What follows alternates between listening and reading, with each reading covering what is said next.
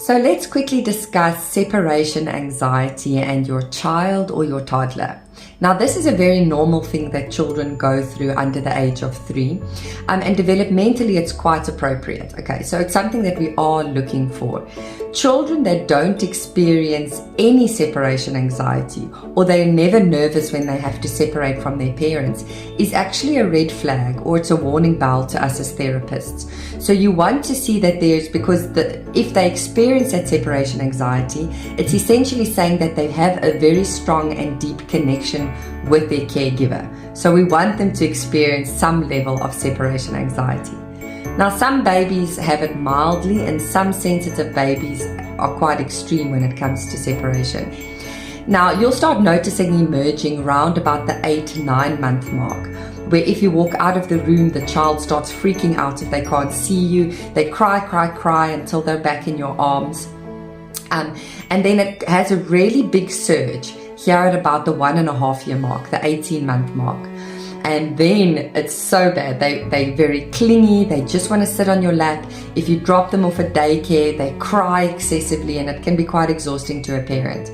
This is where you'll go to a restaurant with a playground, and the child won't play on the playground because they rather want to sit on your lap because they don't want to separate from you. Now, what's happening is the child from about 8-9 months starts developing an awareness of object permanence. So they realize that you exist even if I can't see you.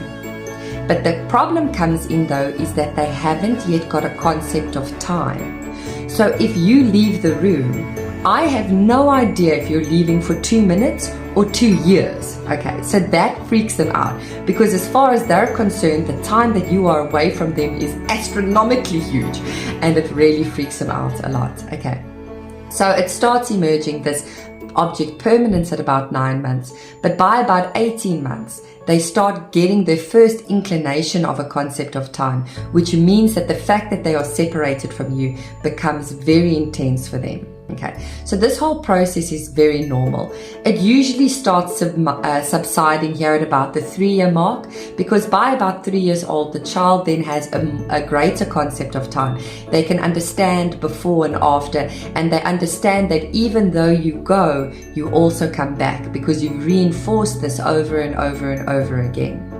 Now, some children have exaggerated separation anxiety, and this can occur for a few reasons. Often a change in school and the introduction of a new sibling, which can throw them off emotionally, a death of an important parent or grandparent, if you've moved house, if they've had to be hospitalized and separated from you from any length of time, if you go on holiday for a week, and you've left them even if you left them with a grandparent who you know loves them very much, that can all trigger severe separation anxiety in a child. Now, it's important to understand that once the child's brain is developed enough to experience separation anxiety, they're also developed enough to figure out how to deal with it. So there's both sides of that coin. So don't get thrown off that your child is experiencing separation anxiety. Also know that now your child is also old enough to start processing that and realizing that even though you do disappear or you go away for brief moments, you do come back. There are a lot of tips and tricks on the internet on how to handle separations in a healthy way, what to do if your child has separation anxiety. So go have a look, but just know that this is a natural, normal part of development.